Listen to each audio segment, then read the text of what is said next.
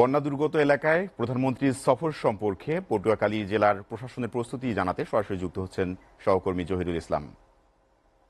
জহিরুল, প্রধানমন্ত্রী শেখ হাসিনা কটা নাগাদ পটুয়াখালী পৌঁছাবেন? সফর কর্মসূচির মধ্যে কি কি আছে জানাবেন।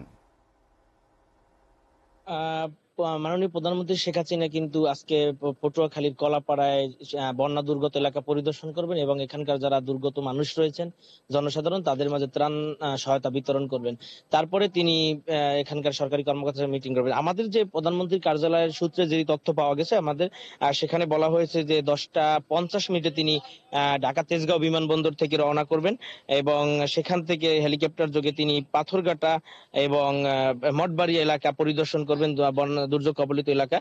সেখান থেকে তিনি সেই পরিদর্শন শেষে 12টা 30 মিনিটের সময় কলাপাড়া যে মডেল স্কুলের যে হেলিপ্যাড রয়েছে সরকারি, সেখানে তিনি অবতরণ করবেন।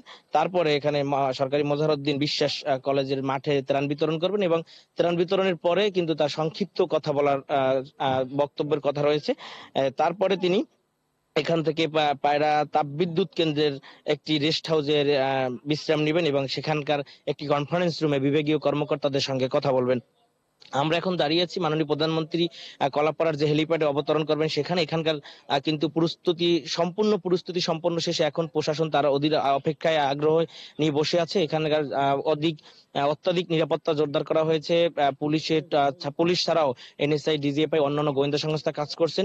পাশাপাশি কিন্তু নিরাপত্তার জন্য ফায়ার সার্ভিস এখানে নিয়োজিত রয়েছেন।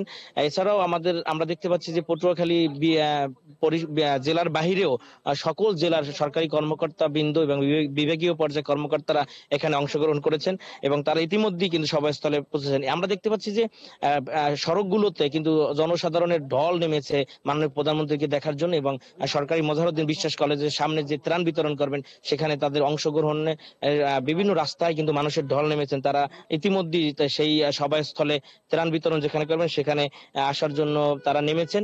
আমরা কিছুক্ষণ আগে দেখলাম যে মাননীয় প্রধানমন্ত্রীর যে গাড়ি বহর সেটি কিন্তু এখানে এসে পৌঁছেছে এবং সম্পূর্ণ হেলিপ্যাডটি নিরাপত্তার চাদরে একদম ছেয়ে দেওয়া হয়েছে। এখানে জেলা পুলিশের ছাড়াও আমাদের ঢাকা থেকে অন্যান্য ডিভিশন থেকে কিন্তু এখানে আইন শৃঙ্খলা বাহিনী নিয়ে আসা হয়েছে এবং বিশেষ করে এখানকার নিরাপত্তা নিশ্চিতের ক্ষেত্রে সাদা পোশাকের জেলার যে গোয়েন্দা শাখা রয়েছে তাদের কিন্তু সদস্যরা অধিকাংশ কাজ করেছেন এবং আমাদের এখানে বিশেষ করে যে ট্রাফিক ব্যবস্থাপনা অনেক সুন্দর জোরদার করা হয়েছে। কিছু জায়গায় শ্বাস রব রয়েছে মাননীয় প্রধানমন্ত্রীর আগমনকে ঘিরে। আপনি জানেন যে এই দুর্যোগ কয়েকদিন আগে যে আমাদের ঘূর্ণিঝড় রিমেল, সেই রিমেলে কিন্তু এই অঞ্চল একদম বিধ্বস্ত হয়ে যায়। সেই বিধ্বস্ত এলাকায় মাননীয় প্রধানমন্ত্রীর আগমন ঘিরে কিন্তু মানুষের মনে একটি উৎসাহ উদ্দীপনা বিরাজ করছে যে আসলে মাননীয় প্রধানমন্ত্রী আসলে তাদের যে দুর্যোগ, তাদের যে পুনর্বাসন এবং অন্যান্য যে সুযোগ সুবিধা তারা কিন্তু অনেকটা বেশি পাবে বলে আশা করছেন এখানকার মানুষ। এবং পটুয়াখালীর মানুষের মধ্যে ইতিমধ্যেই মাননীয় প্রধানমন্ত্রীর আগমনকে ঘিরে কিন্তু একটি অত্যন্ত আশাব্যঞ্জক মনের দিকে তারা তাকিয়েছেন। কারণ এখানকার কিন্তু মানুষরা জানেন যে প্রতিনিয়ত দুর্যোগের সাথে তারা লড়াই করে। এখানকার বেড়িবাঁধ গুলো খুবই নড়বড়ে এবং সেই বেড়িবাঁধ গুলো তারা টেকসই বেড়িবাঁধ চাচ্ছেন এবং কিন্তু তারা মাননীয় প্রধানমন্ত্রীকে তাদের দাবিটি জানাবেন যে আমরা আসলে ত্রাণ নয়, আমরা বেড়িবাঁধ চাই এখানকার মানুষের নিরাপত্তার জন্য। সোহেল।